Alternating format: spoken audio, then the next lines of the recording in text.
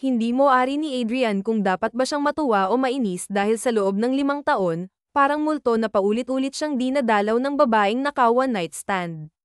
Parang isang sirang plaka na paulit-ulit tumutugtog sa kanyang isipan ang kanilang gabing magkasama, isang gabing mistulang isang iglap lamang, ngunit nag-iwan ng malalim na bakas sa kanyang puso. Alam kong gwapo ako, Adrian, pero huwag mo naman sanang masyadong troublemayan. Daig mo pa ang binagsakan ng langit at lupa. Chill lang, malamig na turan ni Vincent, ang kanyang kaibigan. Mas lalo lamang sumasakit ang ulo niya sa tuwing naiisip ang kanyang katangahan. Bakit ba hindi niya kinuha ang numero ng babae noong gabing iyon? Para siyang isang tandang nakakita ng ginto, pero hinayaan niya itong mawala. Ang init naman ng ulo mo. Ikalma mo lang, dahil 5 taon na ang lumipas. Sana noon mo pa hinanap ang babaeng yun. Sa tingin mo ba? Hindi ko ginagawa, sadyang hindi lang siya mahanap. Hindi ko kagustuhang hindi siya makita. Sadyang hindi pa siguro ito ang tamang panahon, sagot ni Adrian na ikinapailing ni Vincent. Para siyang isang sirena na umaasa sa isang barko na hindi na babalik. Paano kung may asawa at anak na pala siya ngayon? Hindi mo ba naisip na ang tagal na ng panahon nang mangyari yun? Panigurado, hindi ka na naalala ng babaeng yun, segunda ni Vincent na mas lalo lamang nagpasama sa mukha ni Adrian. Isang kabaliwan ba kung aaminin ni Adrian na iniibig niya ang babaeng isang beses lamang niyang nakasama? Hindi niya alam ang kanyang pagkakakilanlan. Maging ang kanyang pangalan at mukha ay hindi niya batid. Marahil, isa na siyang ganap na baliw. Para siyang isang pasang naghahabol sa kanyang buntot. Mabuti pa, hayaan mo na lang yung problema mo sa babae. Mag-focus ka muna sa kumpanya dahil balita ko, nasa maayos na lagay na to ngayon. Pwede ka na rin siguro mag-unwind next week. Iyan ang gagawin ko matapos kong may set kay kuya ang mga reports ko. Kailangan ko muna sigurong magbakasyon para lumino ang isip ko. Buti na lang at hindi lagi ang mysterious woman mo ang iniisip ko, ani Vincent. Hindi na muling nagsalita si Adrian, bagkus ibinalik niya ang kanyang paningin sa computer. Naroon ang mga report na kailangan niyang tapusin ngayong araw. Hahayaan na muna niya ang babae, at saka na lamang itong iisipin muli. Siya si Adrian, isang ko sa kumpanya ng kanilang pamilya. Siya ang kasalukuyang namamalakad dahil nasa honeymoon vacation ang kanyang nakatatandang kapatid. Para siyang isang sundalo na kailangang tapusin ang kanyang misyon. 5 taon na ang nakalipas nang makilala niya ang babaeng literal na bumaliw sa kanya magpahanggang ngayon. Sinubukan niya itong ipahanap, subalit nabigo siya. Tandang-tanda pa niya kung paano niya ito nakilala sa bar, ang isang gabi na sumire sa kanyang pananaw sa lahat ng babae, ang nagmulat sa kanyang mga mata na maaari pala siyang mahulog ng ganoon kabilis. Ipinagdarasal ni Adrian na muli niyang makita ang babaeng iyon dahil handa siyang isugal ang lahat, makilala lamang ito. Para siyang isang sugarol na handang ilagay ang lahat ng kanyang pera sa mesa. Samantala, sa probinsya ng Tarlac, kung saan sa isang napakalaking hasyenda, isang magandang dilag ang pinagpapantasyahan ng mga kalalakihan. Siya si Celeste, tubong Batangas. Sa edad na 20, nagkaroon na siya ng anak nang hindi sinasadya matapos siyang lokohin ng kanyang 4 na buwan na nobyo. Sumama siya sa kanyang kaibigan sa isang bar at doon nagpakalasing. Nangyari ang hindi niya inaasahan, lalo na nang malaman niyang nagbunga ito. Labis na pinagpapasalamat niya dahil isa itong biyaya sa kanya. Para siyang isang rosas na sumibol sa isang disyerto. Nanay, malakas at nakakabinging tawag ng batang lalaki na madumi na naman ang suot na kamiseta. Puno ng putik ang buong katawan habang dala ang isang bulok na basket at isang bag na gawa sa kahoy. Narito po ang mga manggang kanyang inani. Nathan, ano na naman ito? Bakit ang dumi mo na naman? Ilang beses ko pa bang sasabihin sa'yo na huwag kang kukuha ng mangga? Nay, ibebenta ko po kasi ito sa mga tao sa hasyenda saka po sa school para po may pambaon ako. Anak naman, pwede ka namang manghingi sa akin. Alam mo naman na ayaw ni nanay na nagpapagod ka. Bawal sa'yo yun, puno ng pag-aalalang sabi ni Celeste sa kanyang anak. Nanay ko, malakas po ako. Tingnan mo po ang muscles ko, pinapakita pa ng anak ang kanyang braso. Natawa naman si Celeste dahil sa napakakulit niyang anak. Big boy na po ako, dagdag pa nito. Para siyang isang ibong umaawit sa kanyang kaligayahan. Sige na nga, basta pumasok ka na sa loob ha. Tapos maligo ka na rin, tapos kumain ka na ng merienda mo. Nakapatong siya sa cabinet sa silid natin. Okay, opo, nanay ko. Pinanood na lamang ni Celeste ang kanyang anak na tumakbo patungo sa mansyon. Kinuha niya ang mga manggang pinitas ng anak saka ito dinala sa may poso. Hinugasan niya ang mga ito at inilagay sa maliliit na plastik upang may benta ng anak. Oo, si Nathan ang bunga ng gabing iyon, ang pagkakamali sa paningin ng ibang tao, subalit isang biyaya naman para kay Celeste dahil ang kanyang anak ang tanging nagbibigay ng lakas sa kanya. Dahil na rin sa pinagdaanan niya, 3 kapatid at ang kanyang inang may malalang karamdaman, kinaya niya kahit na ilang beses na siyang sumuko, pero dumating ang ilaw sa madilim niyang mundo. Para siyang isang parol na nagbibigay liwanag sa kanyang buhay. Ang lalim ng iniisip natin, Celeste. Nagpasaway na naman ba ang inaanak ko o baka naman naubusan na naman ng budget ang pamilya mo, singit ni Marco, ang kanyang sirenang kaibigan, sirenang may napakagandang katawan at gwapong mukha. Ugali mo ba talagang hindi gumawa ng ingay? Gusto mo talagang maaga akong makipag-meet kay San Pedro? No girl. Kanina pa kita tinatawag, pero titig na titig ka sa manggang hawak mo. Hindi ko nga alam kung anong meron sa manggang yan at 3 minuto kang nakatitig dyan, saka pa siya nito inirapan. Kumuha pa ito ng hilaw na mangga saka kinagat. Para siyang isang anghel na nagpapakita ng kanyang ganda. Malalagot ka kay Nathan yan, Marco. Hindi mo ba alam na ibebenta niya yan? Isa lang ang bawas. Napakadamot talaga ng anak mo. Kanino ba nagmana yan ha? Sa tanang buhay ko, pangalawa ang anak mo sa mga masungit at wise na nakilala ko. Nangunot naman ang kilay ni Celeste sa sinabi nito. Sino naman yung isa? Yun ba? Ang pinsan kong si Adrian. Wise at masungit ang lokong yun. Parang anak mo lang. Minsan nga kapag kausap ko ang anak mo, pakiramdam ko, kausap ko siya. Ani Marco. Normal lang naman sa bata ang maging masungit, sagot ni Celeste. Iba ang kasungitan ng anak mo. Oo na. Ano bang kailangan mo? Bakit narito ka na naman? Wala ka bang trabaho ngayon sa Manila? Hindi ba sa susunod na linggo pa lang dapat ang uwi mo? Dahil sa pinsan ko, nauuwi ka dito sa hasyenda. Kailangan ko siyang samahan dito tapos babalik ako sandali sa Manila. Bakit? May papabili ka ba? Tumaas pa ang napakagandang kilay ng kaibigan na mistulang inukit ng isang magaling na sculptor. Teka, ang pinsan mo magbabakasyon dito sa hasyenda. Walang sinabi sa akin si Sir Lucas. Biglaan lang kaya ako narito para ipalinis sana ang isa sa mga guest rooms kung hindi mo mamasamain. Saka kung wala kang ginagawa. Alam ko naman na ngayon ka lang nakapagpahinga dahil sa mga anak ng pinsan ko. Oo naman, walang problema sa akin. Trabaho ko naman to. Salamat nga pala. May isa pa akong tanong, saka naging seryoso ang usapan nilang dalawa.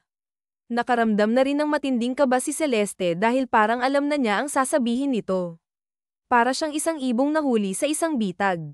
Huminga ka, namumutla ka na, pinisil-pisil naman ni Marco ang kanyang nguso. Sabihin mo na kung anong gusto mong sabihin. Mas lalo lang akong kinakabahan kapag ganyan ka eh. Hindi mo ba naisip na hanapin ang ama ng anak mo? Napahinto si Celeste sa kanyang ginagawa. 5 taon na kaya ang lumipas. Sa tingin mo ba, makikilala niya pa ako? Baka nga may asawa na yan eh. Hindi ba't karapatan naman ng bata na makilala ang ama niya? E di kung may asawa na pala ang loko kong yun, I'd manda natin para makakuha ka ng malaking sustento, biro pa ng kanyang kaibigan. Baka nakakalimutan mo, abogado ako. Para siyang isang anghel na handang ipagtanggol ang kanyang kaibigan. Loko, masaya naman ang anak ko. Tsaka hindi niya tinatanong ang tungkol sa ama niya. Sa tingin ko, mas mabuti pa na kaming dalawa na lang. Masaya sa ngayon ang anak mo, pero mararamdaman din niya ang kagustuhang makilala ang kanyang ama. Sinasabi ko lang ito dahil lumaki rin ako na walang ama, sagot ni Marco. Nang matapos si Celeste sa kanyang ginagawa, tumingin siya kay Marco nang nakangiti. Oo na po, pero masaya ang anak ko. Hindi ko naman pagbabawalan na makilala niya ang kanyang ama, pero ang hanapin pa siya. Iyan ang hindi ko gagawin. O siya, ikaw ang bahala. Aalis na muna ako at ikaw na ang bahala sa hasyenda. Ang silid ng pinsan ko ha. Lagyan mo rin ng makapal na kurtina dahil malambingin ang isang yun, takot sa araw. Ani pa nito bago ito tuluyang nagpaalam at umalis. Para siyang isang duwende na nagtatago sa dilim. Madaling araw pa lang, sinigurado na ni Celeste na malinis ang buong mansyon, lalo na ang silid na gagamitin ng binata. Maging ang almusal na ihahanda niya ay maayos na rin. Ang sabi sa kanya ng kaibigan na si Marco na maya-maya lamang ay darating na ang pinsan niya. Sa loob ng halos 5 taon na pagiging kasambahay at nanay niya sa pamilya, ngayon lamang niya makikilala ang isa pang parte ng pamilya ng amo. Ang tanging kilala lamang niya ay si Sir Lucas, Marco, at Isabella. Sila lamang ang tanging tumulong sa kanya noong mga panahong hirap na hirap siya sa buhay. Para siyang isang ibong lumilipad patungo sa isang lugar na hindi niya alam. Nagbalik si Celeste sa kanyang sarili nang marinig niya ang ugong ng sasakyan. Inayos muna niya ang buhok na nag-ulo. Pinunasan ng kamay na basa gamit ang suot na kamiseta at saka na sinalubong ang binata. Subalit napatigil siya nang makita kung sino nga ba ang lalaking lumabas ng sasakyan. Natuod siya dahil kilala niya ang lalaking ito, at hindi siya nagkakamali. Ang gwapong mukha nito, lalo na ang tato nito sa gilid ng kanyang leeg. Ito ang lalaking nakasiping niya noon. Nagtama pa ang mga mata nila, pero pinilit ni Celeste na kumalma at umakto ng natural. Para siyang isang pusa na nakakita ng daga. "Hello sir, ako po si Celeste, ang kasalukuyang kasambahay ng mansyon." Nakayuko siya nang sabihin ang mga salitang iyon dahil natatakot siya na baka makilala siya nito. Para siyang isang anghel na nagtatago ng kanyang pakpak. "Is that so? Pasensya na sa pag-aabala ko. Pero nakahanda na ba ang silid na gagamitin ko?" Tanong ni Adrian. "Opo sir. Nandyan ba si Marco? Saka may nakahanda na bang almusal?" "I'm sorry for the inconvenience dahil hindi pa kasi ako nakapag-almusal Tanong ni Adrian. "Luto na po sir at nasa dining area po ang pagkain," sagot ni Celeste. "Takot ka ba sa akin?" Kusang tumaas ang ulo niya upang tignan ng binata, ngunit muli na naman siyang nagbaba ng tingin dahil hindi niya makaya ang tibok ng kanyang puso. Para siyang isang kandila na natutunaw dahil sa init. "I won't eat you, so huwag kang matakot sa akin." Hindi naman po sir. Hindi po kasi ako sanay na tumingin sa mga amo ko," palusot niya. "Is that so?" "Oo po." Dinig pa niya ang pagbuntong hininga ng binata, pero wala na siyang lakas ng loob upang tingnan pa ito. "Nice to meet you, Celeste." Ani pa nito saka na pumasok sa mansyon dala ang 2 malita. Para siyang isang leon na pumapasok sa kanyang teritoryo. Napahawak pa si Celeste sa kanyang dibdib dahil sa kabang nararamdaman niya, lalo na nang makita niya ang anak na pupungas-pangas na lumabas ng kanilang silid. "Nanay ko, bakit ka lumabas agad ng silid? Dapat nagpahinga ka muna dahil gigisingan naman kita maya-maya. May bago po tayong bisita." May kasama po siyang batang makakalaro ko, inosenteng tanong pa nito, pero umiling lamang si Celeste. Para siyang isang ibong nakakulong sa kanyang hawla. "Wala anak, pumasok ka na sa silid natin dahil maaga pa." Hinalikan pa ng dalaga ang uluhan ng anak saka na ito naglakad paalis. Sinipat niya ang daang dinaanan ng binata. Para siyang isang multo na sinusundan ang kanyang biktima. Hindi siya makapaniwala dahil ang lalaking nakabuntis sa kanya ay anak pala ng amo niya. Pinaglalaroan ba siya ng tadhana o sadyang hindi niya matatakasan ang katotohanan? "Diyos ko, sana po hindi niyo kunin ang anak ko." Kapag nalaman niya na may nabuo ng gabing yun, mahinang dasal niya na sana ay pakinggan ng Panginoon. 1 oras lamang ang pamamalagi ng lalaki sa loob ng silid niya nang lumabas na ito suot ang preskong damit na mas lalong nagpagwapo. Muntik na ngang mabitawan ni Celeste ang tanga na thermos. "Good morning, Celeste," bati pa nito sa kanya. "Good morning po, sir," bati niya pabalik matapos ay lapag ang tasa ng kape. "Skip the format. Tawagin mo ako sa pangalan na Adrian, pero sir hindi po pwede dahil amo ko po kayo. And I don't see anything wrong with calling your boss by his or her name. Isa pa hindi ka empleyado dito dahil parte ka ng pamilya."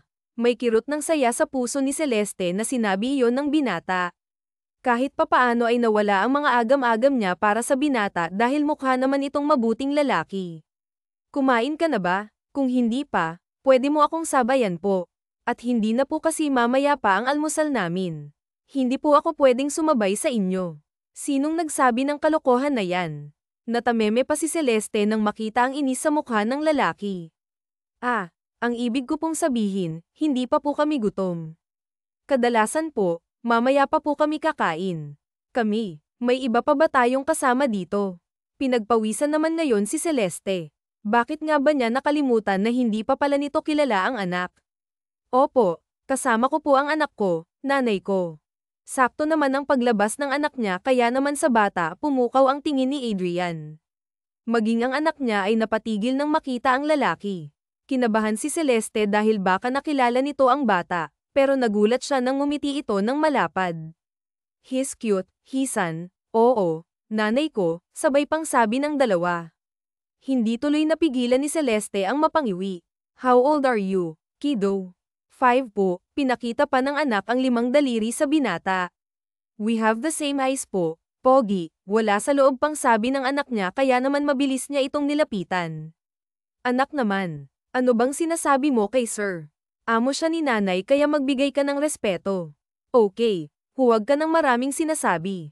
Hindi ba papasok ka sa school ni Teacher Merrim mo? Kunin mo na ang mga mangga sa kusina," aniya pa. "Pero nanay ko, bakit po pareho kami ng ace ni Kuyang Pogi?" Bakit si nanay kapareho mo ng buhok?" "Normal yan, anak. Kaya sige na, umalis ka na at baka malate ka na naman." Nakangusong napilitan ng anak na sumunod sa kanya pero hindi nakaligtas sa mga mata ni Celeste ang pagsipat ng anak sa lalaki. Maging ang amo niya ay hindi maalis ang tingin sa bata. "Nasaan ang daddy niya? Dito ba siya nagtatrabaho? Ang swerte niya sa anak mo dahil napakabibo niya," nakangiting sabi ng lalaki. Ang totoo, sir, nabuntis po ako nang hindi sinasadya. Wala po akong asawa," naiilang pang sabi niya dahil ayaw niyang magsinungaling. "Oh, I'm sorry. Okay lang po, sir. Enjoy your breakfast po at magtatrabaho na po ako." "Excuse me po," palom niya pa kaya naman naglakad na siya paalis. Ayaw niyang tumagal na kasama sa paligid ang lalaki dahil nagwawala ang puso niya. Mas mabuti nang iwasan niya ang lalaki para sa ikabubuti ng buhay nila. 1 linggo ang lumipas simula nang makasama ng mag-ina ang binatang si Adrian. Isa lamang ang napapansin ni Celeste sa dalawa na mas lalong nagiging malapit ang mga ito, palagi nang magkasama ang mga ito lalo na sa paglalaro sa hardin. Masaya ang puso ni Celeste dahil kahit papaano ay nagiging masaya ang anak niya kahit na siya lamang ang tanging nakakaalam ng totoo. "Anak, halikan na muna kayo sa silong at magpahinga. Pagod na si sir sa paghahabulan niyo lalo na tirik ang araw." "Sandali po, inay. Malapit na po akong mahabol ni Papa Adrian." Napatigil sa pagsasali ng buko juice si Celeste nang marinig ang sinabi ng anak. "Papa Adrian, anak naman, nakakahiya kay sir. Pero sabi kasi niya, nanay ko, natawagin ko siyang Papa Adrian." "Hindi pa po, Papa Adrian." Inosente ang pagkakasabi ng anak kaya naman mas lalo lamang nakukonsensya si Celeste. Ngayon niya nakikita ang sinasabi ng kaibigan na si Marco tungkol sa anak. Kitang-kita niya ang kasabikan ng anak na magkaroon ng ama kaya naman wala siyang lakas ng loob upang pigilan ang mga ito. "Pero anak, nakakahiya kasi." "It's okay, Celeste. Ako naman ang nagsabi sa kanya na pwede niya akong ituring na ama dahil wala naman akong pamilya and I hope na magkaroon ako ng anak na katulad niya." Pamaling pa ang mga mata ng binata sa anak, malambing at puno ng kasabikan din ang makikita sa mga mata niya. Hindi na lamang nagsalita si Celeste at hinayaan ang dalawa, tahimik lamang siya habang masayang nagkukwentuhan ang dalawa. Maraming katanungan ang naglalaro sa isipan niya. Pakiramdam kasi niya pinagkakait niya ang anak sa ama nito at pinagkakait niya ang ama sa anak niya.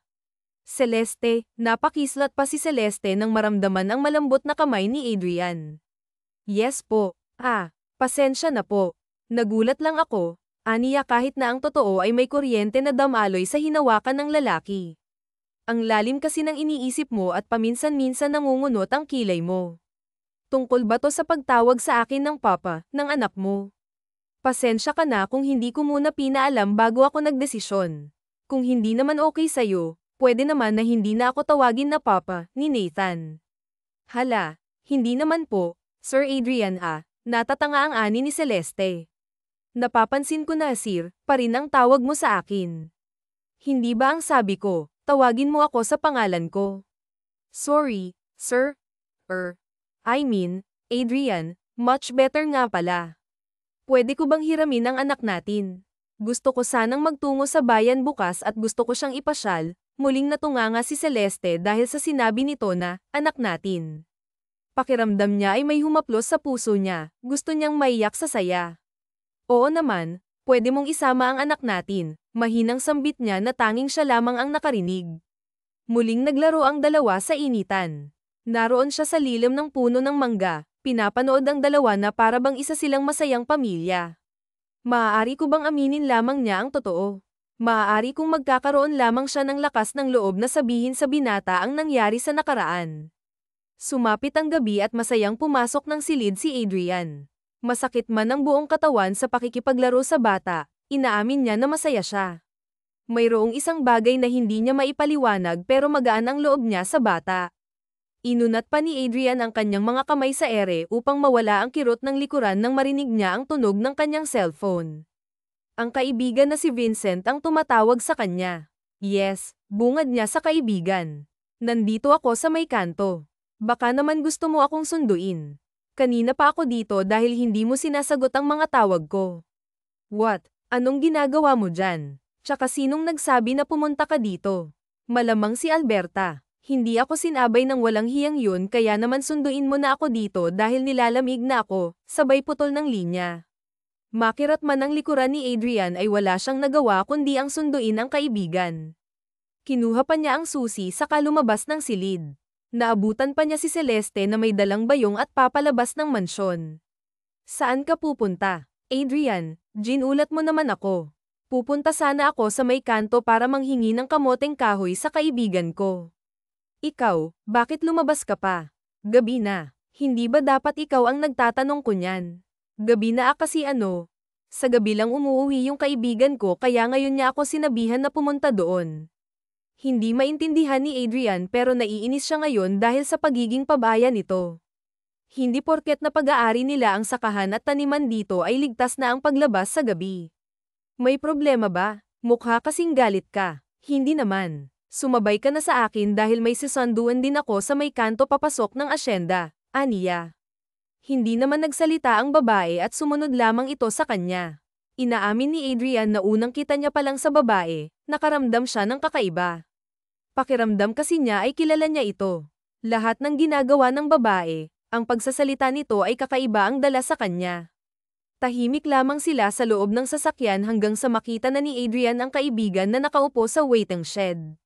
Kumaway pa ito at mabilis na lumapit subalit nang makita nito si Celeste ay naging panunuya ang tingin ng kaibigan. Alam ko nasa isip mo kung ano man yan. Alisin mo bago kita iwanan dito. CHW. CHW. Wala naman akong ibig sabihin pero hati ng kasama mo kahit naman ang kung manamit. Shut up at pumasok ka sa loob ng sasakyan. Huwag mong hintayin na ako pang kumaladkad sa'yo, malamig na sabi ni Adrian. Ang init talaga ng ulo mo. Kung hindi lang kita na-miss hindi naman kita susundan dito kundi lang talaga kay Alberta. Hindi ako tatanggo dito. Bakit ka ba nagpunta dito? Wala namang nagsabi na tumungo ka dito. Ikaw nga ang iniwan ko sa kumpanya tapos susundan mo ako dito. Deserve ko rin ang bakasyon, Smith. Huwag kang masyadong gold dahil matagal na rin akong nagtatrabaho saka parating na ang kuya mo kaya siya na ang bahala dun, sagot naman nito. Umayos na sila ng tayo at itinikom ni Vincent ang bibig nang makita na pa-rating na ang babae. Ngumiti na lamang siya at saka hindi na nagsalita pa dahil sa sama ng tingin na ipinukol sa kanya ng kaibigan. Subalit sa kanilang biyahe, isang palaisipan sa isipan ni Vincent ang itsura ng babae. Pamilyar kasi ang itsura nito, para bang nakita na niya hindi lang maalala kung saan. Subalit ang mukha nito ay nakita na niya. Nagkita na ba tayo noon, miss? Pamilyar kasi ang mukha mo sa akin, biglang sabi niya kaya naman nagulat si Celeste at mabilis na lumayo. Hindi dahil ngayon lang kita nakita, turan naman ni Celeste saka umiwas ng tingin. Nagulat siya sa sinabi nito dahil maliban sa trabaho at ng isang beses na nagtungo siya sa bar, iyon lang naman ang araw na nakipaghalikan sa ibang tao kaya naman baka nakita na siya nito ngunit saan. You're spouting nonsense again, Vincent. Gusto mo talaga na pabalaykan kita ng Manila, naiinis pa ang sabi ni Adrian na makita kung gaano kalapit ang mukha ng kaibigan sa babae. Bigla na lamang nag-init ang ulo niya kundi lamang siya nagpigil baka nasuntok na niya ang kaibigan. Come on, natatandaan talaga kita. Nakita ko na yung mukha mo. Hindi ko lang alam kung saan pero sigurado ako nagkakilala na tayo. Pwede rin na nagkasalubong kasi hindi ako basta-basta nakakalimot. Wala talaga akong alam sa sinasabi mo. Kung nakita mo man ako noon, baka nga, sabi pa ni Celeste at siya ka na nag-ayos ng upo sa sasakyan. Aha, sigaw nito sinasabayan pa ng malakas na palakpak. Alam ko na kung saan kita nakita. Ikaw yung tigre sa bar noon, di ba 5 years ago? Ako yung namali ng pasok ng banyo dahil hindi ko na matiis, sabi nito. Nangunot ang kilay ni Celeste dahil wala siyang maalala. Sige, isipin mo dahil hindi ako nagkakamali. Ikaw yung babae na yun, yung pinagbabato ako ng gamit kasi akala mo sinisilipan kita.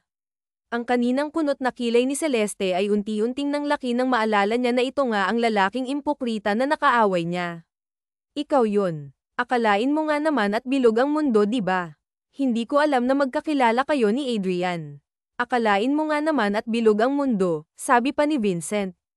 Nasa bar ka 5 years ago, singit pa ni Adrian. Ilang beses na naman napalunok si Celeste dahil hindi niya alam kung sasagutin niya ba ito o ano. Oh, oo. Kasi, sinama ako ng kaibigan ko ng gabing yun. Sa anong dahilan, tanong na naman ni Adrian kaya naman hindi na nag-isip ng maayos na palusot. Kasi broken-hearted yung kaibigan ko ng gabing yun, aniya na hindi na pinag-iisipan pa. Hindi na muling nagsalita ang mga ito hanggang sa makauwi na ng mansyon si Adrian na pumasok na sa silid niya habang si Vincent na tinulungan pa ni Celeste upang makarating sa silid nito. Dito ang magiging silid mo at kapag kailangan mo ng tulong o may problema, tawagin mo lang ako, sabi pa niya at akma nang aalis nang pigilan siya ng binata. Ikaw yun, di ba? Ang alin? Ang tanong pa ni Celeste dahil naguguluhan na siya sa inaakto nito. Yung babae sa bar at yung kausap ni Adrian ng gabing yun. Hindi ako nagkakamali dahil kahit madilim yung lugar na yun, alam ko na ikaw yun. Nanlamig ang buong katawan ni Celeste dahil sa sinabi nito. Hindi niya inaasahan na may nakakaalam pa bukod sa kanya. Anong ako? Wala akong alam sa sinasabi mo. Aniya dahil hindi pa niya kayang sabihin sa binata ang totoo. Pero sigurado ako na ikaw yun. Alam mo ba na matagal ka nang hinahanap ni Adrian, 5 taon na kaya naman mas maganda kung natagpuan ka na niya. Hinahanap niya ako. Bakit? Kusa na lamang lumabas sa bibig ni Celeste. Huli na nang mapagtanto niya na ang sinabi kaya naman gumisin ng nakakaloko ang lalaki. So tama ako di ba na ikaw yung babaeng yun? So alam na pala ni Adrian. Hindi ako makapaniwala na liit pala ng mundo. Hindi naman. O siya, congratulations kung nakilala nyo na ang isa't isa. Magpapahinga na ako dahil pagod na ako. Hinayaan na lamang ni Celeste ang binata. Saka na lamang niya iisipin ng tungkol sa bagay na iyon, sa ngayon kailangan na rin niyang magpahinga subalit hindi niya itatanggi na sumaya ang puso niya sa nalaman niya. Nagkaroon siya ng lakas ng loob para aminin sa binata na siya ang babaeng iyon at nagkaroon sila ng anak. Mukhang pumapabor sa kanyang panahon. Kinabukasan, maagang nagising si Celeste upang ipaghanda ng almusal ang dalawa. Good morning, Celeste, bati pa sa kanya ni Vincent subalit nang lingunin niya ito ay bigla na lamang siyang nagtitili. Nasaan? Nasaan ang magnanakaw? Nasaan? Pagpapanik pa ni Vincent saka kinuha ang Wallace Tambo upang maging armas. Bakit ka lumabas ng nakaganyan? Nasaan ang magnanakaw? Bakit ka ba tumitili ang aga-aga ha? Inis pa ang sabi ni Vincent at saka nagkamot ng harapan. Napanganga na lamang si Celeste sa ginawa nito kaya binato niya ng kung anumang nahawakan. Hoy grabe ka ah. Ang aga mo naman manakit. Bakit ka ba nagustuhan ng kaibigan ko ha? Inis itong sabi na kahubad lamang ang binata at ang tanging suot ay ang boxer na may print na SpongeBob. Magdamit ka doon. Hindi mo ba alam na may bata ang ginagawa mo? Huwag ka dapat naglalakad ng ganyan lang suot. Bakit naman? Ang ganda ng katawan ko kaya dapat lang ibalandra. Pero maiba tayo. Nasaan si Adrian? Pinuntahan ko siya sa kwarto niya at wala na siya doon, sabi pa ni Vincent sa kanan ni Celeste, na nilantakan ng almusal na hinanda ni Celeste. Hinatid niya ang anak ko. Nabuga naman ni Vincent ang iniinom na kape dahil sa pagkasamid. Dahan-dahan lang kasi ang pagkain, hindi ka naman mauubusan eh. Inis pang sabi ni Celeste. May anak kayo. Anak ko lang. Sinong ama? Bakit mo gustong malaman? Kumain ka na lang dyan at wala nang maraming sinasabi pa. Pwede. Hindi sila ang ama ng bata. Sisigat na sana si Celeste pero pinanlamigan pa silang dalawa nang makita sila sa harapan nila.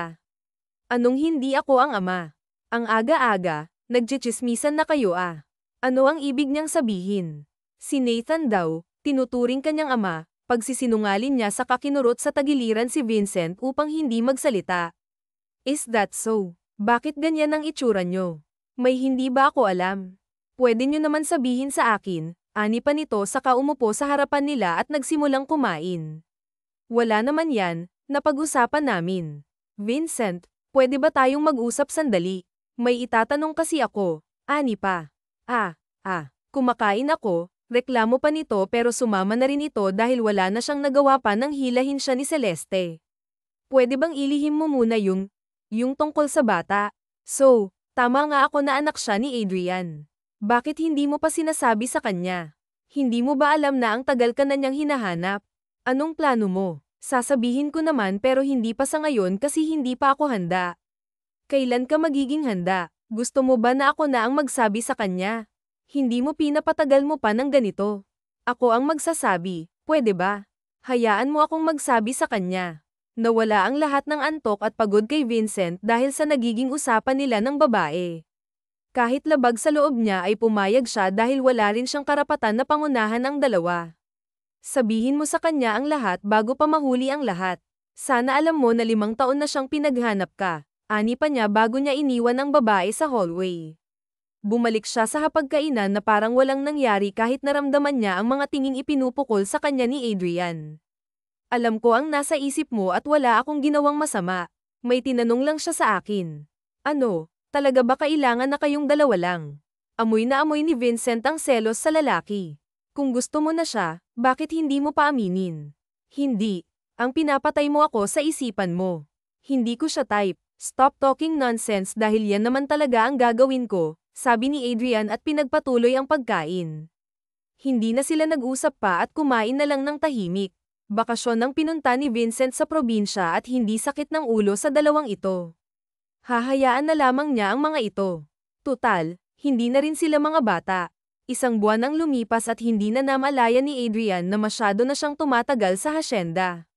Narito na rin ang kanyang ina at ang nakakatandang kapatid.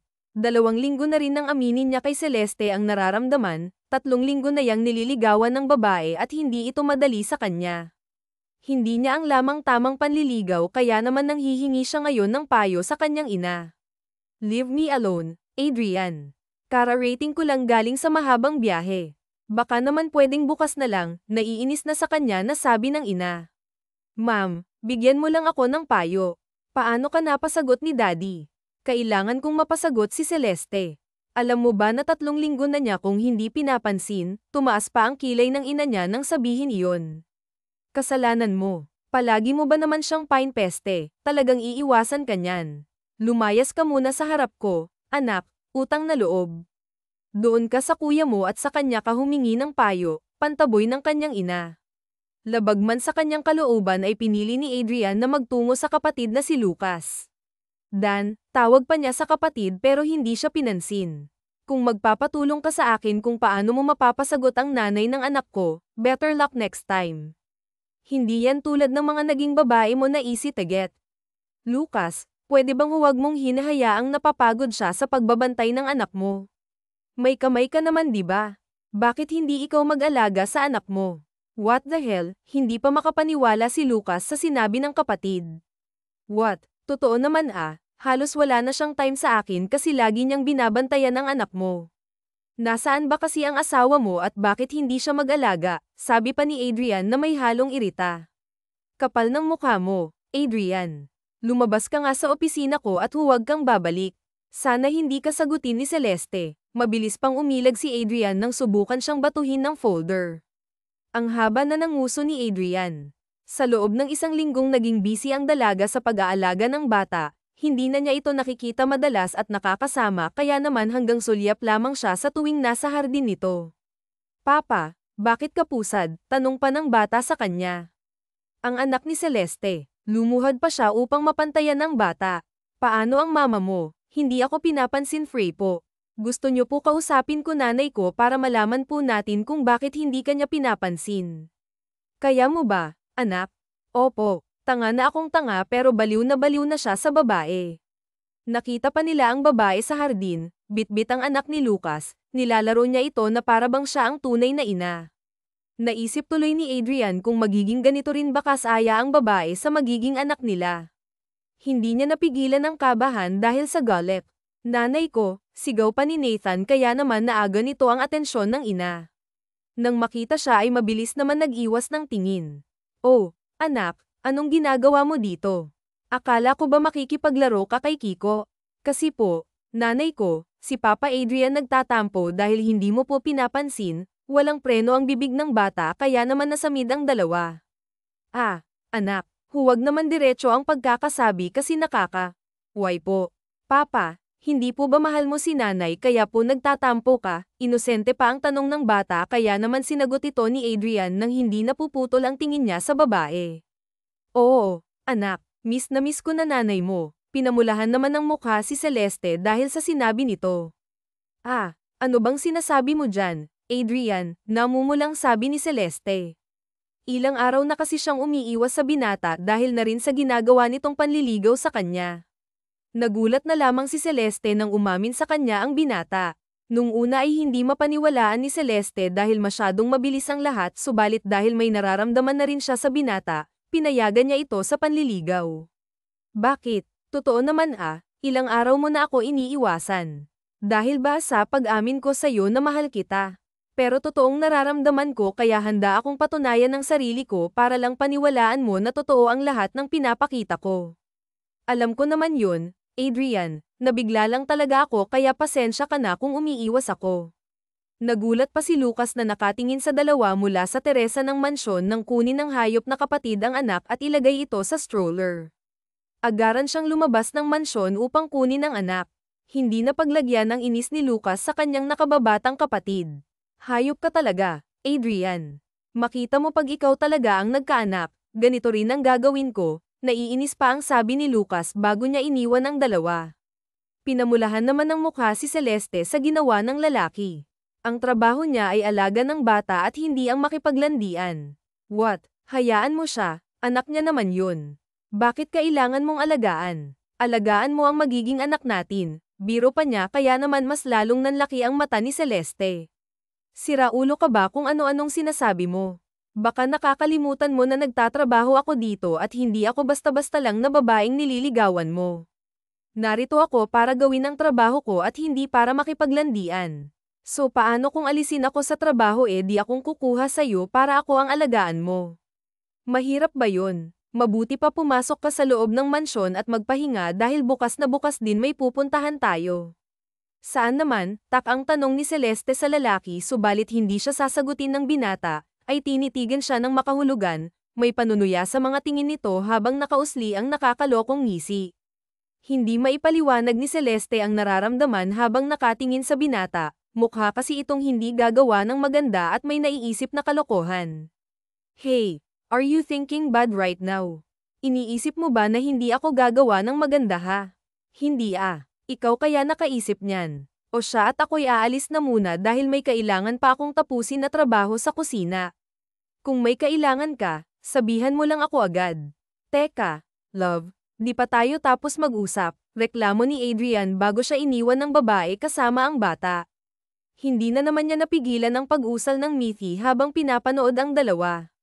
Tapos na at bumalik ka na sa loob at tapusin ang mga gawain mo, natatawang sabi ni Celeste sa kanan nito. Tuluyang iniwan ng binata. Pagpasok ni Celeste sa loob ng mansyon, nakita niya si Vincent na masama ang tingin sa kanya. Oo, hindi pa umalis ang lalaki dahil narito pa rin si Adrian. Ang dalawa ay magkasama sa trabaho kaya naman kung pababalik ang isa ay hindi rin babalik ang isa pa. Nakakatuwa man pero nakakainis din minsan para kay Celeste dahil pinepeste rin siya nito lalo na ang tungkol sa katotohanan na itinatago niya. Anak, pwede bang pumunta ka muna sa silid natin? Mag-uusap lang kami ni Vincent. Okay. Ani pa. Okay po, nanay ko, bibong sabi ng anak. Saka na nagtungo sa silid. Sinipat muna ni Celeste ang paligid kung nakasunod ba si Adrian bago niya hinarap ang kaibigan. Bakit? Ba't ganyan ka makatingin? May problema ba? Tanga ka ba o nagtatanga-tangahan ka lang? Alam mo kung bakit ako ganito pero bakit hanggang ngayon hindi mo pa rin mapagtanto? Isang buwan at mahigit na kami dito sa asyenda tapos nililigawan ka na rin ng kaibigan ko pero hanggang ngayon hindi mo pa rin maamin sa kaibigan ko na ikaw ang babae ng gabing yun. Hindi naman sa ganun, naghahanap lang ako ng pagkakataon na sabihin sa kanya ang totoo, Muntik na niyang makalimutan ang tungkol sa bagay na ito dahil nagiging maayos ang relasyon nila ni Adrian.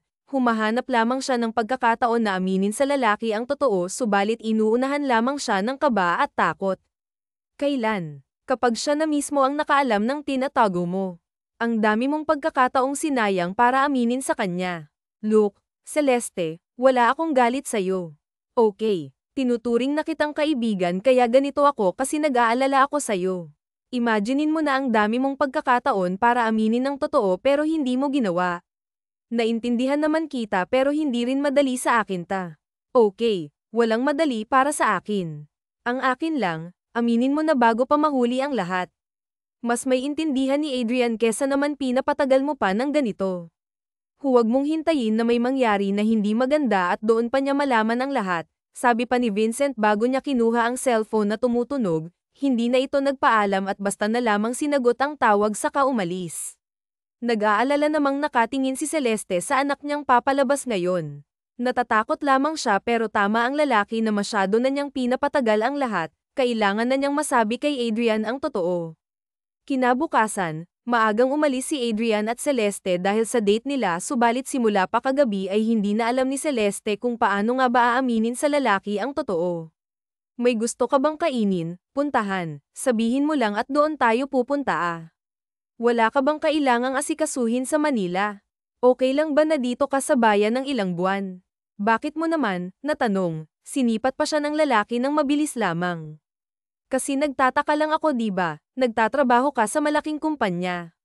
Maganda ba doon, paggawa ni Celeste ng topic kahit na gusto na niyang isingit ang tungkol sa nakaraan? Uuwi ako doon kapag sinagot mo na ako para maisama ko kayo ng bata. Alam kong mas mag-e-enjoy si Nathan doon dahil maraming pwedeng makita, sagot naman ni Adrian. Tungkol pala sa babaeng hinahanap mo 5 taon na ang nakakaraan. Paano mo nalaman ang tungkol sa bagay na yan? Mas lalong nangunot ang kilay ni Adrian nang sabihin niya iyon.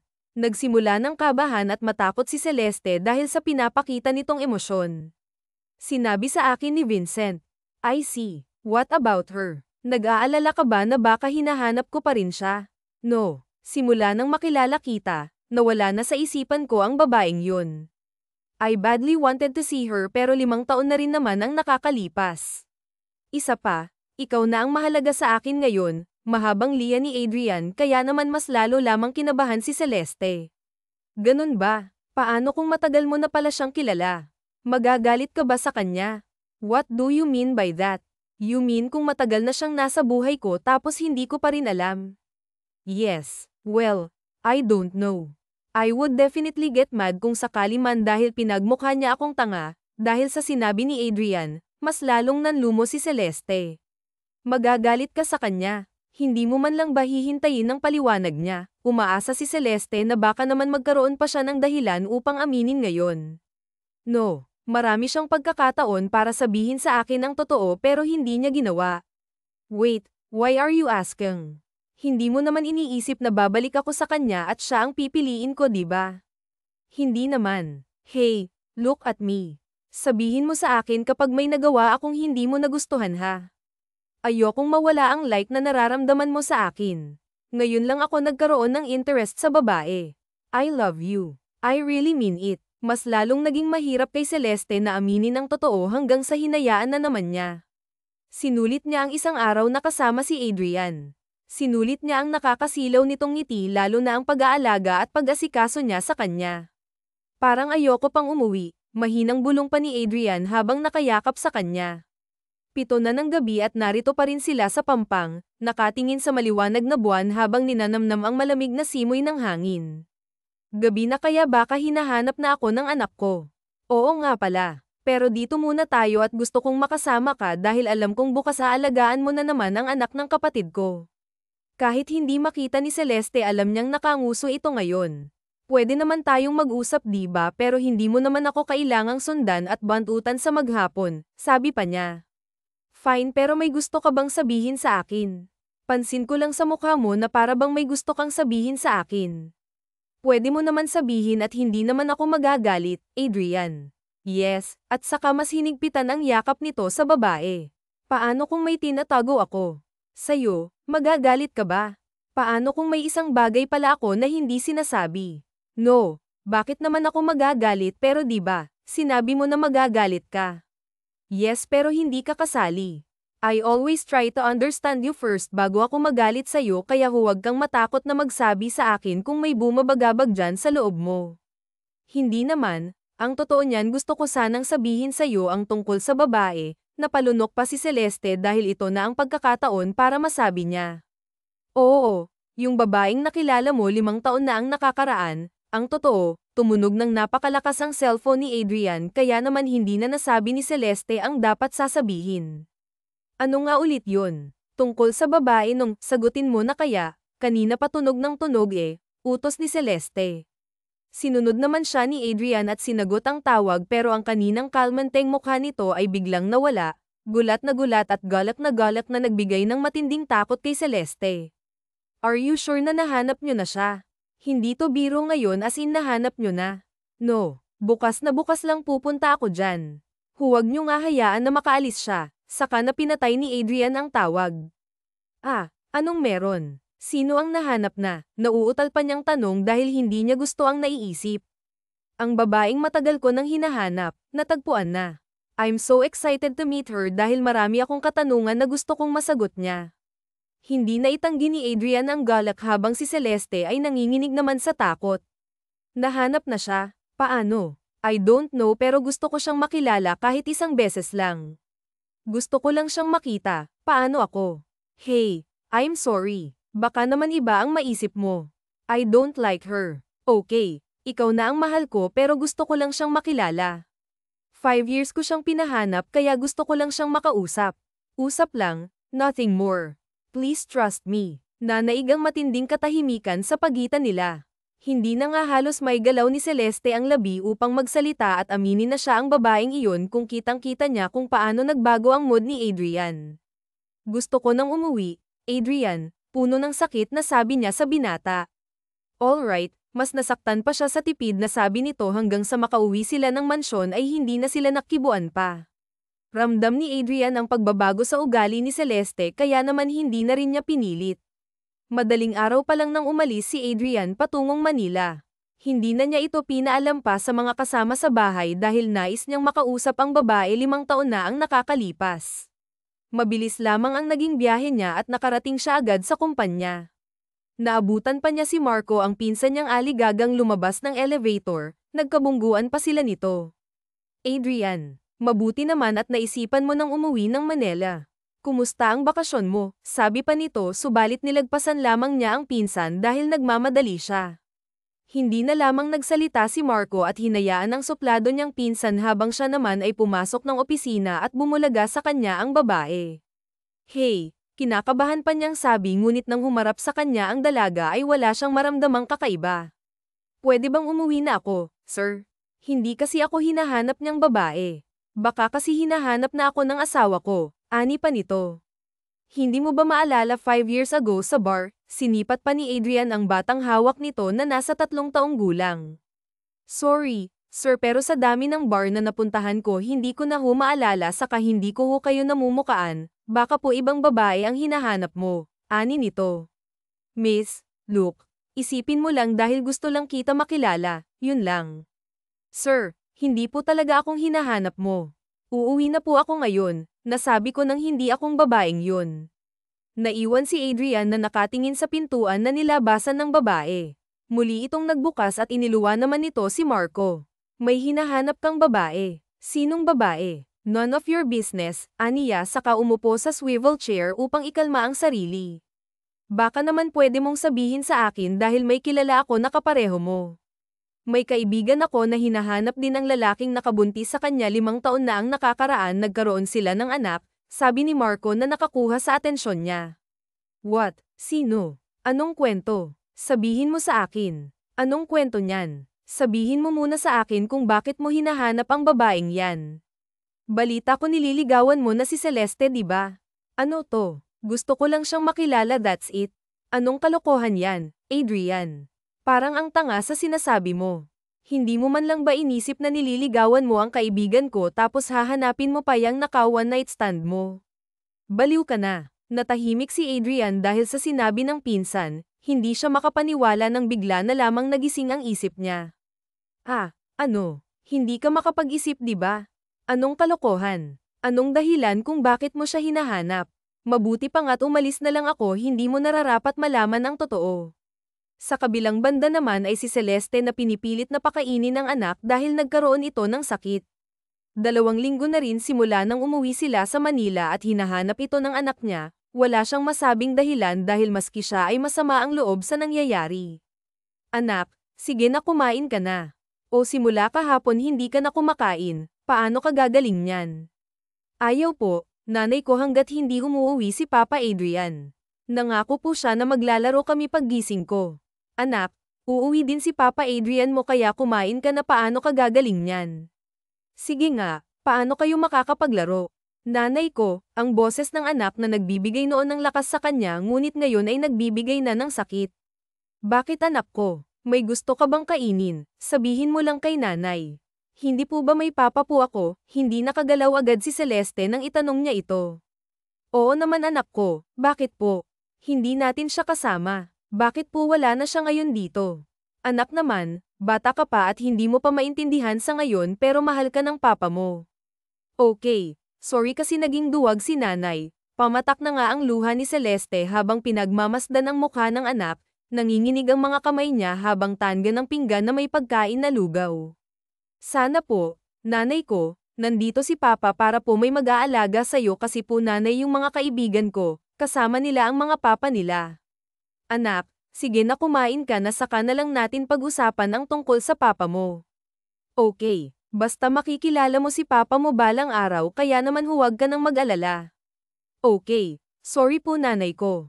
Hindi anak, pasensya ka na kasi duwag si nanay, mahinang bulong niya at saka pinakain ng anak. Nang mapainom na niya ito ng gamot at pinatulog, lumabas na rin siya ng silid. Nagulat siya nang makita si Vincent na nakasandal sa pader habang masama ang tingin sa kanya. Vincent, kumusta na si Nathan? Di pa rin ba siya gumagaling?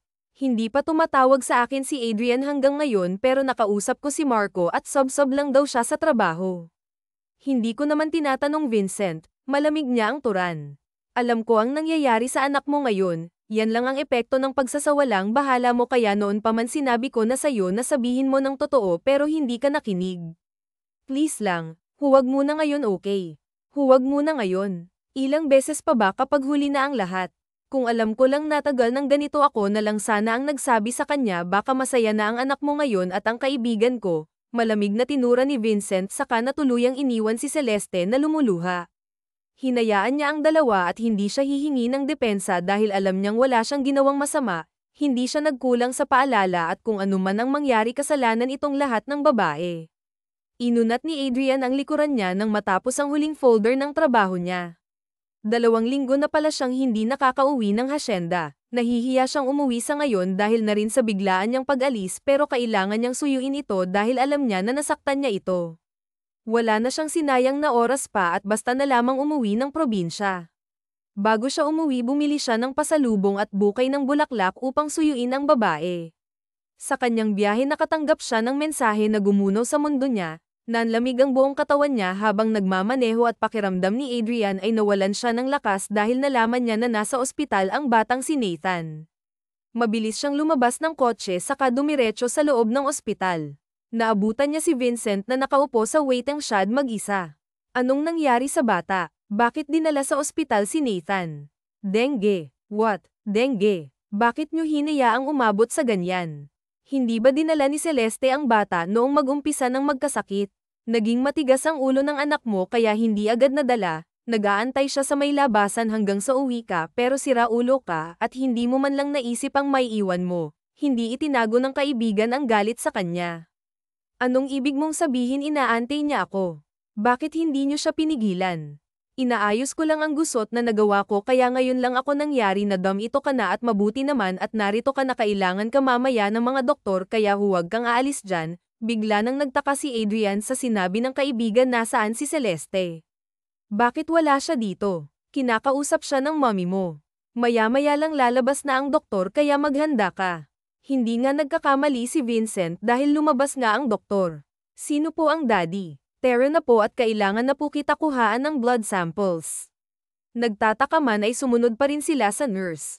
Kinuhanan siya ng sample ng nurse na labis niyang pinagtaka. Nurse, para ba to sa bata? Hindi ako ang ama niya kaya malabo na pareho kami ng blood type. Positive A, dagdag po ang bata, sir. Kayo po ang tanging makakapagbigay ng dugo sa bata. Positive AB po kayo. Teka, nurse, parang nagkataon lang siguro na pareho kami ng blood type. Hindi ba imposible naman hindi niyo po ba natanong ang ina ng bata? Confirm mo na lang, sir, kasi ama po kayo ng bata, sabi nito bago siya iniwan. Makalipas ang 30 minuto, lumabas si Adrian at humarap sa kaibigan. Alam mo, hindi ka dapat sa akin magalit, kundi sa babaeng yun. Kung sinabi niya sana agad, hindi aabot sa ganito. So, alam mo nga, bakit hindi mo sinabi sa akin? Vincent, dahil nakiusap sa akin si Celeste. Mabuti pa at siya na lang ang kausapin mo at huwag ako dahil wala pa akong pahinga simula nang madalas sa ospital ang anak mo. Marami pang katanungan sila sa kaibigan subalit siya naman ang dating ni Celeste na namamaga ang mata, sa likuran niya ang ina na namumula din ang mga mata.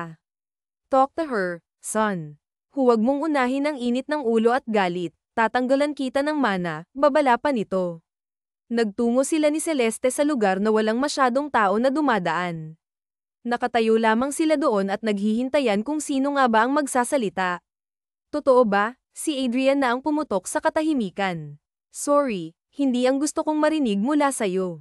Ang gusto kong sagutin mo kung totoo ba na anak ko si Nathan. Bakit hindi mo sinabi sa akin? Natakot lang naman ako na magalit ka sa akin. Pero hindi ka natakot na pwede akong magalit ngayon. Alam mo ba kung ilang taon kitang pinahahanap tapos kasama lang pala kita? Masaya ba akong gawing tanga, Adrian? Hindi naman ganun, natakot lang ako na aminin sa'yo dahil ayaw ko natanggihan mo ang anak ko. Ganun ba kababa ang tingin mo sa akin na tanggihan ng anak ko kung ang tagal ko nga kayong hinahanap? Puno ng hinanakit ang boses ni Adrian. Sakit naman at konsensya ang nararamdaman ni Celeste. Hindi niya akalain na sa ganito pa niya malalaman ang lahat kung kailan ang anak niya ay nag-aagaw buhay at saka pa sasabihin sa kanya ang totoo. Alam mo naman di ba na matagal ko nang hinahanap ang babaeng yun. Gusto ko lang siyang makausap upang makilala, that's it. Kasi nandyan ka na sa buhay ko pero pinaintindi sa akin ni Albert na mali yun. Hindi ako umuuwi kasi nahihiya ako sa'yo. Bumabalik ako para sana maging maayos ang lahat tapos ito lang maabyutan ko. Hindi naman sa ganun, sasabihin ko naman pero inunahan lang talaga ako ng takot. Dapat sinabi mo na sa akin, mahirap ba yun, Celeste? 5 taon. 5 taon akong noalay sa anak ko. Sorry, hindi mo naman kukunin ang anak ko, di ba? Please. Sorry, natakot lang ako, hagulgol niya kay Adrian na blanco ang tingin sa kanya. Kukunin ko ang bata. Pakiramdam ni Celeste ay pinanlamigan siya ng buong katawan nang sabihin iyon ni Adrian. Nang inag ang mga kamay niya habang tuloy-tuloy ang pagpatak ng mga luha niya, nagsusumamo din ang mga tingin niya kay Adrian. Adrian, please, huwag mo naman gawin sa akin ang hanak ko na lang ang meron ako. Patawarin mo ako kung hindi ko nasabi agad. Please huwag mo naman kunin sa akin si Nathan. Pakiramdam ni Celeste ay ikakamatay niya kapag nawala ang anak niya sa kanya, hindi ito ang ginusto niya, gusto lamang niya na mabigyan ng maayos na buhay ang anak. Hindi niya sinasadya ang nangyari. Kukunin ko ang bata, Celeste, pero kasama ka. Hindi ko hahayaan na pati ikaw ay hindi sasama sa akin. So tumahan ka na. I'm sorry kung nasaktan kita. Galit ako pero naintindihan ko. I'm sorry hindi ako nag-iisip itatama natin ngayon. Adrian naman. I know. Sorry, gusto ko lang makita ka na umiiyak. Loko ka. Sinapak-sapak pa ni Celeste ang dibdib ng lalaki pero si Adrian ang tanging naiganti niya ay mahigpit na akap at kasiguraduhan na hindi na sila mag-iisa pa ng anak. Itatama natin ang lahat, gusto kong mag-umpisa tayo uli. Naintindihan mo ba? Kasi kung hindi ay dadaan ko sa paraan na mas madali mong maintindihan. Simula ng araw na iyon, naayos ang gusot sa kanilang pagitan, napagpala sa mga pagkakamali nila at nangako na hindi na kailanman ito uulitin. Parang pelikula naman nang magising ang kanilang anak at malaman nito na si Adrian ang kanyang tunay na ama, iyon na ata ang hindi malilimutan na senaryo sa buhay ni Celeste lalo na kung paano umiyak at yamakap sa isa't isa ang mag-ama niya. Lumipas ang 1 linggo at tuluyan nang ang gumaling si Nathan at ngayong araw ang labas dito sa ospital. Nanay ko, wala pa ba si Papa? Namimiss ko na po siya, nakabusangot na sabi ng anak. Anak naman, 2 oras pa lang nawawala si Papa mo, hindi ba nagpaalam naman siya na may gagawin siya? Antayin natin. Okay pero nanay ko, hindi mo po maintindihan na namimiss ko na po siya, namimiss ko rin ang Papa mo pero nangako naman siya na babalik ulit, hindi ba? Antayin mo siya at magpahinga ka dyan dahil mamaya lang uuwi na tayo sa asyenda. Inilagay ni Celeste ang mga damit sa maliit na bag. Uuwi na sila ng anak dahil magaling na ito, isang himalang matatawag na mabilis ang recovery ng anak kaya naman mabilis nito nalabanan ng sakit. Salamat kay Adrian na naging lakas ng loob ng anak. Nanay, titira po ba si Papa sa bahay kung saan tayo? Hindi na po siya aalis. Isasama po niya tayo hindi ba kapag umalis siya, tanong ng anak kaya naman binitawan niya ang ginagawa upang balingan nito ng tingin. Anak, huwag mo isipin yan dahil hindi na tayo iiwan ni Papa mo, okay? Makakasama mo na siya habang buhay, anya. Tumahimik naman ang kanyang anak hanggang sa pumasok si Vincent. Nagtaka siya dahil ito ang sumando sa kanila pero hindi na siya nagtanong pa, dumiretso na lamang sila sa mansyon nang makauwi na subalit pagbukas ng malaking pintuan, bumungad sa kanya ang napakagandang paligid, mga bulaklak na nagkalat kung saan, mga lobo na nakakalat din sa labag lalo na ang nagpatutot sa bibig niya si Adrian na nakatayo sa gitna habang may dalang napakalaking bulaklak. Anong kalokohan na ta, Adrian? Well, gusto ko na kasing atali ang isa dyan dahil baka makawala na naman, dahan-dahan pang lumapit sa kanya. Adrian naman, maluha-luha ang bulok ni Celeste. What? Mamaya ka na umiyak dahil hindi pa ako nagsisimula, nagtawanan pa ang saksi sa kanilang proposals. Celeste Gonzalez, will you marry me? Wala nang maraming dada at gusto kong pakasalan mo.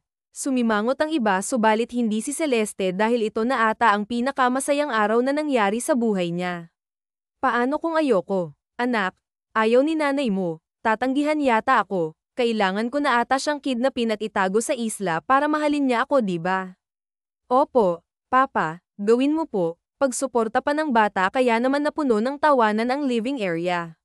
Muling tumahimik ang lahat at nagtama ang paningin nila para bang huminto ang oras habang titig na titig ang mga mata nila sa isa't isa. Sasagutin mo ba, love? Pakakasalan mo ba ako? Yes, pakasalan kita, nagpalakpakan ng lahat nang marinig nilang lahat ng sagot ni Celeste. Saksi ang lahat kung paano hinalikan at niyakap ng binata ang babae. Lahat sila ay masaya dahil sa wakas matapos ang matagal na paghahanap, nakita na nila ang taong magpapasaya at magmamahal sa kanila. Wakas, hindi mo ari ni Adrian kung dapat ba siyang matuwa o mainis dahil sa loob ng 5 taon, parang multo na paulit-ulit siyang dinadalaw ng babaeng naka one night stand. Parang isang sirang plaka na paulit-ulit tumutugtog sa kanyang isipan ang kanilang gabing magkasama, isang gabing mistulang isang iglap lamang, ngunit nag-iwan ng malalim na bakas sa kanyang puso. Alam kong gwapo ako, Adrian, pero huwag mo naman sanang masyadong troublemayan. Daig mo pa ang binagsakan ng langit at lupa. Chill lang, malamig na tura ni Vincent, ang kanyang kaibigan. Mas lalo lamang sumasakit ang ulo niya sa tuwing naiisip ang kanyang katangahan. Bakit ba hindi niya kinuha ang numero ng babae noong gabing iyon? Para siyang isang tandang nakakita ng ginto, pero hinayaan niya itong mawala. Ang init naman ng ulo mo. Ikalma mo lang, dahil 5 taon na ang lumipas. Sana noon mo pa hinanap ang babaeng yun. Sa tingin mo ba? Hindi ko ginagawa, sadyang hindi lang siya mahanap. Hindi ko kagustuhang hindi siya makita. Sadyang hindi pa siguro ito ang tamang panahon, sagot ni Adrian na ikinapailing ni Vincent. Para siyang isang sirena na umaasa sa isang barko na hindi na babalik. Paano kung may asawa at anak na pala siya ngayon? Hindi mo ba naisip na ang tagal na ng panahon nang mangyari yun? Panigurado, hindi ka na naalala ng babaeng yun, segunda ni Vincent na mas lalo lamang nagpasama sa mukha ni Adrian. Isang kabaliwan ba kung aaminin ni Adrian na iniibig niya ang babaeng isang beses lamang niyang nakasama? Hindi niya alam ang kanyang pagkakakilanlan. Maging ang kanyang pangalan at mukha ay hindi niya batid. Marahil, isa na siyang ganap na baliw. Para siyang isang pasang naghahabol sa kanyang buntot. Mabuti pa, hayaan mo na lang yung problema mo sa babae. Mag-focus ka muna sa kumpanya dahil balita ko, nasa maayos na lagay na to ngayon. Pwede ka na rin siguro mag-unwind next week. Iyan ang gagawin ko matapos kong may set kay kuya ang mga reports ko. Kailangan ko muna sigurong magbakasyon para lumino ang isip ko. Buti na lang at hindi lagi ang mysterious woman mo ang iniisip ko, ani Vincent. Hindi na muling nagsalita si Adrian, bagkus ibinalik niya ang kanyang paningin sa computer. Naroon ang mga report na kailangan niyang tapusin ngayong araw. Hahayaan na muna niya ang babae, at saka na lamang itong iisipin muli. Siya si Adrian, isang ko sa kumpanya ng kanilang pamilya. Siya ang kasalukuyang namamalakad dahil nasa honeymoon vacation ang kanyang nakatatandang kapatid. Para siyang isang sundalo na kailangang tapusin ang kanyang misyon. 5 taon na ang nakalipas nang makilala niya ang babaeng literal na bomb-aliw sa kanya magpahanggang ngayon. Sinubukan niya itong ipahanap, subalit nabigo siya. Tandang-tanda pa niya kung paano niya ito nakilala sa bar, ang isang gabi na sumire sa kanyang pananaw sa lahat ng babae, ang nagmulat sa kanyang mga mata na maaari pala siyang mahulog ng ganoon kabilis. Ipinagdarasal ni Adrian na muli niyang makita ang babaeng iyon dahil handa siyang isugal ang lahat, makilala lamang ito. Para siyang isang sugarol na handang ilagay ang lahat ng kanyang pera sa mesa. Samantala, sa probinsya ng Tarlac, kung saan sa isang napakalaking hasyenda, isang magandang dilag ang pinagpapantasyahan ng mga kalalakihan. Siya si Celeste, tubong Batangas. Sa edad na 20, nagkaroon na siya ng anak nang hindi sinasadya matapos siyang lokohin ng kanyang 4 na buwan na nobyo. Sumama siya sa kanyang kaibigan sa isang bar at doon nagpakalasing. Nangyari ang hindi niya inaasahan, lalo na nang malaman niyang nagbunga ito. Labis na pinagpapasalamat niya dahil isa itong biyaya sa kanya. Para siyang isang rosas na sumibol sa isang disyerto. Nanay, malakas at nakakabinging tawag ng batang lalaki na madumi na naman ang suot na kamiseta. Puno ng putik ang buong katawan habang dala ang isang bulok na basket at isang bag na gawa sa kahoy. Narito po ang mga manggang kanyang inani. Nathan, ano na naman ito? Bakit ang dumi mo na naman? Ilang beses ko pa bang sasabihin sa'yo na huwag kang kukuha ng mangga?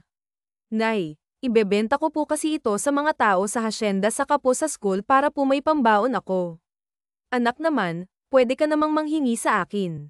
Alam mo naman na ayaw ni nanay na nagpapagod ka. Bawal sa'yo yun, puno ng pag-aalalang sabi ni Celeste sa kanyang anak. Nanay ko, malakas po ako. Tingnan mo po ang muscles ko, pinapakita pa ng anak ang kanyang braso. Natawa naman si Celeste dahil sa napakakulit niyang anak. Big boy na po ako, dagdag pa nito. Para siyang isang ibong umaawit sa kanyang kaligayahan. Sige na nga, basta pumasok ka na sa loob ha. Tapos maligo ka na rin, tapos kumain ka na ng merienda mo. Nakapatong siya sa kabinet sa silid natin. Okay opo, nanay ko. Pinanood na lamang ni Celeste ang kanyang anak na tumakbo patungo sa mansyon. Kinuha niya ang mga manggang pinitas ng anak saka ito dinala sa may poso. Hinugasan niya ang mga ito at inilagay sa maliliit na plastik upang may benta ng anak. Oo, si Nathan ang bunga ng gabing iyon, ang pagkakamali sa paningin ng ibang tao, subalit isang biyaya naman para kay Celeste dahil ang kanyang anak ang tanging nagbibigay ng lakas sa kanya. Dahil na rin sa pinagdaanan niya, 3 kapatid at ang kanyang inang may malalang karamdaman, kinaya niya kahit na ilang beses na siyang sumuko, pero dumating ang ilaw sa madilim niyang mundo. Para siyang isang parol na nagbibigay liwanag sa kanyang buhay. Ang lalim ng iniisip natin, Celeste. Nagpasaway na naman ba ang inaanak ko o baka naman naubusan na naman ng budget ang pamilya mo, singit ni Marco, ang kanyang sirenang kaibigan, sirenang may napakagandang katawan at gwapong mukha. Ugali mo ba talagang hindi gumawa ng ingay? Gusto mo talagang maaga akong makipag-meet kay San Pedro? No girl, kanina pa kita tinatawag. Pero titig na titig ka sa manggang hawak mo. Hindi ko nga alam kung anong meron sa manggang yan at 3 minuto kang nakatitig dyan, saka pa siya nito inirapan. Kumuha pa ito ng hilaw na mangga saka kinagat. Para siyang isang anghel na nagpapakita ng kanyang ganda. Malalagot ka kay Nathan yan, Marco. Hindi mo ba alam na ibebenta niya yan? Isa lang ang bawas. Napakadamot talaga ng anak mo. Kanino ba nagmana yan ha? Sa tanang buhay ko, pangalawa ang anak mo sa mga masungit at wise na nakilala ko. Nangunot naman ang kilay ni Celeste sa sinabi nito. Sino naman yung isa? Yun ba? Ang pinsan kong si Adrian. Wise at masungit ang lokong yun. Parang anak mo lang. Minsan nga kapag kausap ko ang anak mo, pakiramdam ko, kausap ko siya, ani Marco. Normal lang naman sa bata ang maging masungit, sagot ni Celeste. Iba ang kasungitan ng anak mo. Oo na. Ano bang kailangan mo? Bakit narito ka na naman? Wala ka bang trabaho ngayon sa Manila? Hindi ba sa susunod na linggo pa lang dapat ang uwi mo? Dahil sa pinsan ko, nauuwi ka dito sa hasyenda. Kailangan ko siyang samahan dito tapos babalik ako sandali sa Manila. Bakit? May papabili ka ba? Tumaas pa ang napakagandang kilay ng kaibigan na mistulang inukit ng isang magaling na sculptor. Teka, ang pinsan mo magbabakasyon dito sa hasyenda. Walang sinabi sa akin si Sir Lucas. Biglaan lang kaya ako narito para ipalinis sana ang isa sa mga guest rooms kung hindi mo mamasamain. Saka kung wala kang ginagawa. Alam ko naman na ngayon ka lang nakapagpahinga dahil sa mga anak ng pinsan ko. Oo naman, walang problema sa akin. Trabaho ko naman to. Salamat nga pala. May isa pa akong tanong, saka naging seryoso ang usapan nilang dalawa. Nakaramdam na rin ng matinding kaba si Celeste dahil parang alam na niya ang sasabihin nito. Para siyang isang ibong nahuli sa isang bitag. Huminga ka. Namumutla ka na. Pinisil-pisil naman ni Marco ang kanyang nguso. Sabihin mo na kung anong gusto mong sabihin. Mas lalo lang akong kinakabahan kapag ganyan ka eh. Hindi mo ba naisip na hanapin ang ama ng anak mo? Napahinto si Celeste sa kanyang ginagawa. 5 taon na kaya ang lumipas. Sa tingin mo ba, makikilala niya pa ako? Baka nga may asawa na yan eh. Hindi ba't karapatan naman ng bata na makilala ang ama niya? E di kung may asawa na pala ang loko kong yun, I'd manda natin para makakuha ka ng malaking sustento, biro pa ng kanyang kaibigan. Baka nakakalimutan mo, abogado ako. Para siyang isang anghel na handang ipagtanggol ang kanyang kaibigan. Loko, masaya naman ang anak ko. Tsaka hindi niya tinatanong ang tungkol sa ama niya. Sa tingin ko, mas mabuti pa na kaming dalawa na lang. Masaya sa ngayon ang anak mo, pero mararamdaman din niya ang kagustuhang makilala ang kanyang ama. Sinasabi ko lang ito dahil lumaki rin ako na walang ama, sagot ni Marco. Nang matapos si Celeste sa kanyang ginagawa, tumingin siya kay Marco nang nakangiti. Oo na po, pero masaya ang anak ko. Hindi ko naman pagbabawalan na makilala niya ang kanyang ama, pero ang hanapin pa siya. Iyan ang hindi ko gagawin. O siya, ikaw ang bahala. Aalis na muna ako at ikaw na ang bahala sa hasyenda.